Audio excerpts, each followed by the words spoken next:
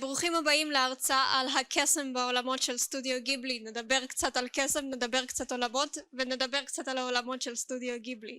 נראה מה מייחד אותם ומה מבדיל אותם מעולמות של סרטים אחרים. יש סיפורים מעולים ויש סיפורים מעולים עם עולם מדהים. אתה רואה רגע, אני סליחה שאני קוטע אותך יעקב על דיווח ראשוני על אירוע ירי באזור הרכבת הקלה ביפו. שלהבדיל מהרבה פיגועים אחרים שאנחנו רואים, דקירה או ירי ולאחר מכן מיד איזשהו ניסיון בריחה או תיקול, כאן הייתה מוטיבציה, גם ראו את זה על הגוף ובתיעודים אפשר לראות, הייתה מוטיבציה להמשיך את מסע ההרג הזה שהיה. 5 ימים חלפו מאז הפיגוע ביפו. היום עשתה את דרכה האחרונה נדיה סוקולנקו, אחת הנרצחות, בת 30 מלוד שנרצחה בפיגוע. היום פורסם גם שמו של הנרצח השביעי בפיגוע. שמשון ויקטור גרין, דר רחוב, באר שבעי במקור, שגדל באיטליה וחזר ארצה בשנים האחרונות. גרין ניסה להשתקם, אך מצא את מותו במסע הטבח האכזרי. אתמול הובא למנוחות יונס יונה קרוסיס, אזרח יוון בן 26. בפיגוע נרצחו גם איליה נוזדזה, אזרח גיאורגי שהגיע לבקר את משפחתו וגופתו הוצא בחזרה לארצו, רויטל ברונשטיין בת 24 מבת ים וענבר שגב ויגדר. 7 בני אדם נרצחו בפיגוע, 7 זרים שסיפורם נשזר ברגע גורלי אחד בתחנת הרכבת הקלה ביפו. יהי זכרם ברוך.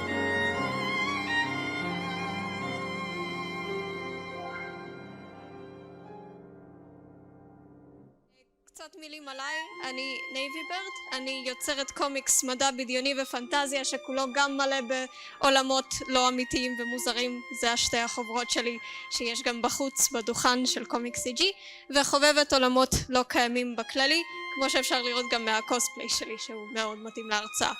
אז כן, אז מה מייחד את העולם, את הקסם ואת בניית העולם בסרטי ג'יבלי? למה בחרתי דווקא לדבר על סרטי ג'יבלי ולא על סרטים אחרים?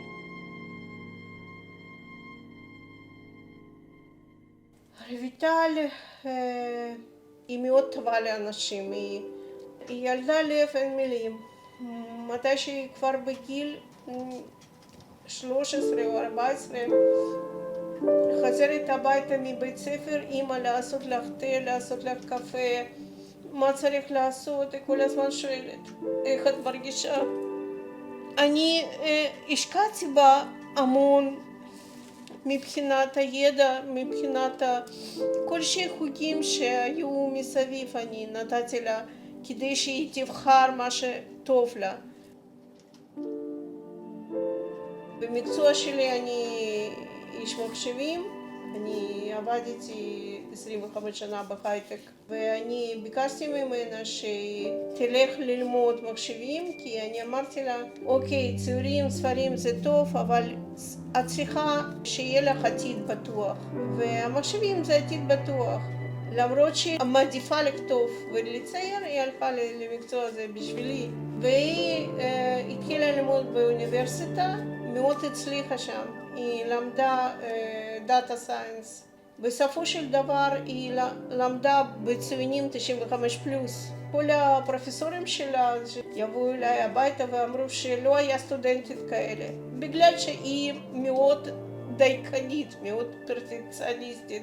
2 בלילה לא הולכת לישון. או שהיא מסיימת ספר, או שהיא מסיימת ציור, או שהיא מסיימת שיעורי באוניברסיטה, אבל היא חייבת לסיים באותו יום שהיא מתחילה, אף פעם לא מושכת לימים אחרים. אז אומרים את העיבוד גדול לאוניברסיטה, לאבד כזה סטודנטית. זה היה בגיל 15 איפשהו. היא כל הזמן ציירה על הדפים. האמת שהיא ציירה מילדות ממש רך, היא ציירה על הקירות, כמו שכל הילדים. ולא חשבתי שהיא תלך לדרך הזה, כי אין במשפחה בכלל מישהו בגנים כזה, שמישהו מצייר או מישהו כתב ספרים. אני חושבת שסטודיו גיבלי זה מה שנתן לה פוש ומנגה. מאוד אהבה את המנגה, מאוד אהבה את סטודיו גיבלי. אני לא יודעת, אני לא... אמרתי לה שאני לא מקבלת קומיקסים כספרים. וזה טעות כנראה היה שלי. הקומיקסים גם יכולים להיות עמוקים ומגיעים ללב, מגיעים לתחושות של הבן אדם וגם מביאים את העובדות באותה רמה כמו ספרים. רק שצריך טוב מאוד להסתכל לציורים בקומיקסים, כי ציורים אומרים יותר ממילים. וזה הבנתי אחרי שהתחלתי לקרוא את הקומיקסים שלה. אי אפשר להיות יותר קרובה, זה חצי ממני, אנחנו אותו בן אדם.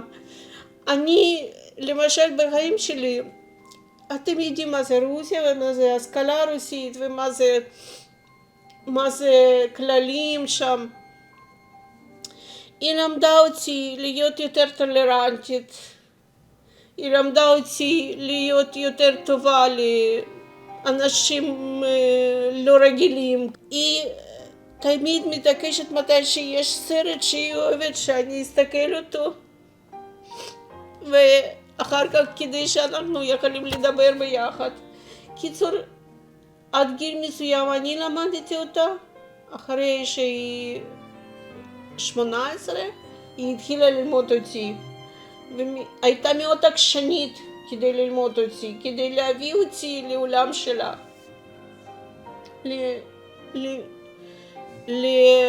למציאות שלה שהיא חיה שם. והיא כל הזמן אומרת, תודה שאת תומכת בי, איך אני יכולה לא לתמוך? היא חיה שם, סליחה. אנחנו עשינו ביחד הכל, כאילו, גם טיולים, גם בישולים, גם, כאילו, אני הייתי בן זוג שלה, לא היה לה חבר או חברה יותר קרובה ממני, כאילו, כל פעם שהיא צריכה ללכת לסרט או לבית קפה או למשהו, היא לוקחת אותי. למרות שאני כל הזמן אומרת, בואי תלכי כבר עם חברות, תלכי, תזמיני, תכירי בחורים גם. לא, היא אומרת, כרגע טוב לי ככה. היא הייתה בגיל 16 או 17 כנראה. קניתי אייפד, ואז היא התחילה לצייר כזה דברים. באותו ציור, תראו כמה דמויות ביחד. אני אוהבת ציורים שלה שהם מסובכים מבחינת ההבנה. מדברים איתך, הציורים שלה מדברים. פשוט ילדה יפה, מקסימה. גם תסתכלו מה היא תופרת. היא תופרת דמויות מאוד מדויק, כמו שהם. זה למשל, הספר שהיא הכי אוהבת זה Good Omens וגם סרט. זה הקרואלי משם, וזה הכובע לידו שזה בלזבאבל, בעל של זבוב. בלזבאבל.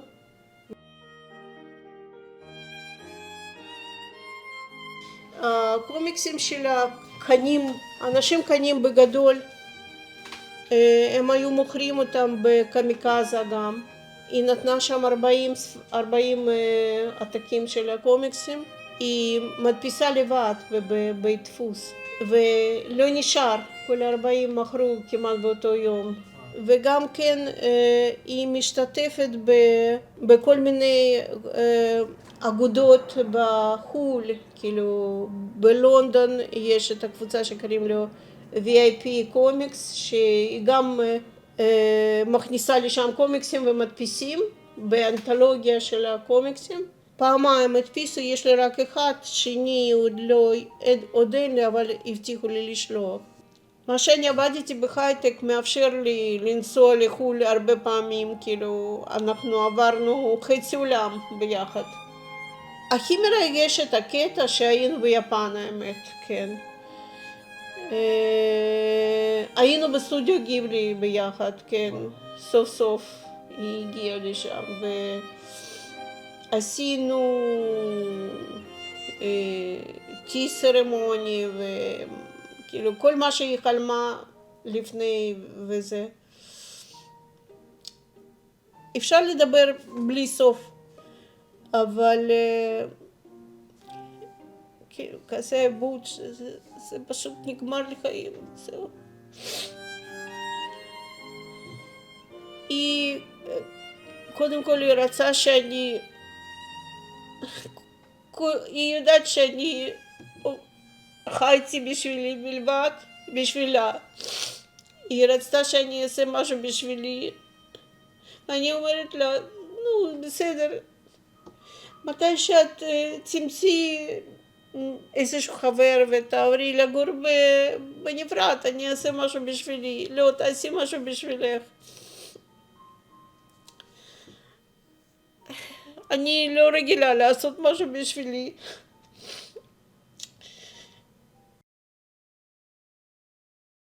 מרגש הקטע.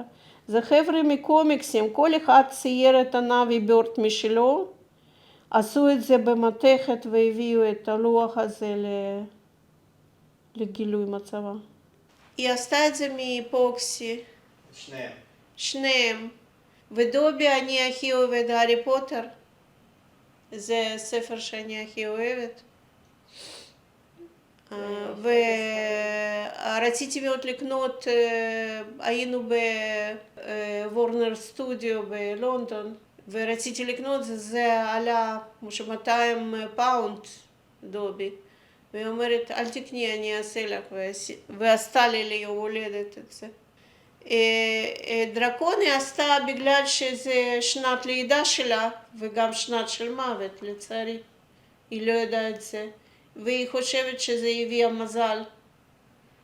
אם הייתי יכולה למסור מסר של רויטל עצמה כלפי האנשים שיראו את הסרט הזה, מה היית רוצה להגיד? מה את חושבת שהיא הייתה אומרת? היא מוסרת בספרים שלה, ואני חושבת שאתם, לי ולכל העולם, שצריך יותר תשומת לב ויותר טובות לב לאנשים שמסביב. זה המסר שהיא מוסרת בספרים. אני לא מאמינה שהיא לא קיימת. אני מדברת איתה.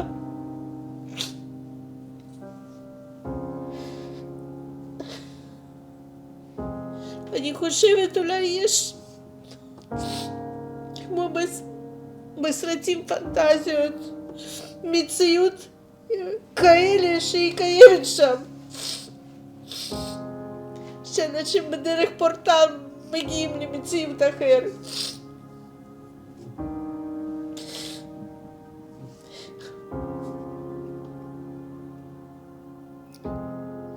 אני ראיתי אותה באבו כביר.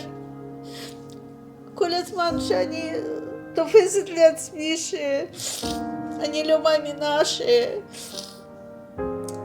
אותה, אז אני מזכירה לעצמי את התמונה מאבו כביר, שיושבת, שוקבת שם כמו בובה מפורצלן לבנה כזאת, יפה ולבנה.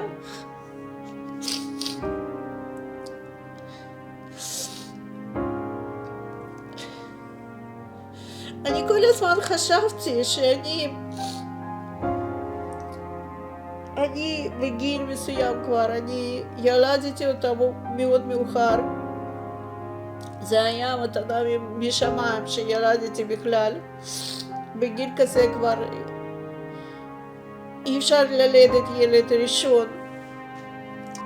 וכל הזמן אני דאגתי להשאיר לה, שיהיה לה דירה, שיהיה לה כסף, שיהיה לה... תיקנתי את היחסים עם אבא והכרתי אותם ושלחתי אותה לשם לחגים כדי שלא להישאר לבד. ועכשיו אני לבד. אי אפשר להאמין לזה שאני לבד. אני לבד אני הייתי בטוחה שאני אלך לשנה זה לא אמור לקרות בכלל, לא אמור. כל דבר, למה אני בחדר הזה אני מרגישה שיש לה פה כל דבר קטנצ'יק שהיא עשתה או בידיים או שאני קניתי לה והיא שמחת הייתה וכל מיני, הכל קשור אליה. כולם אומרים שפשוט איבדו חלק מהלב. ענית וסופרת צעירה, נפלאה ומוכשרת, רויטל ברונשטיין. היא הייתה רק בת 24 וכדור הארץ נעצר.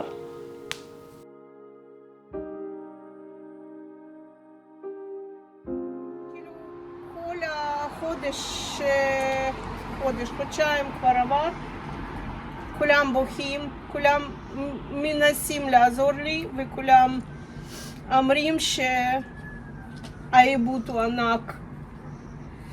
חוץ מזה שהחיים שלי נגמר באותו רגע, אותו דבר כמו שחיים שלה, כי היא הייתה חלק ממני, חלק גדול ממני.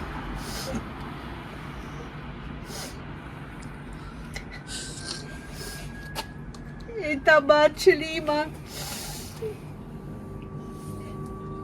יפה, חטופה, חכמה, מאושרת. זהו.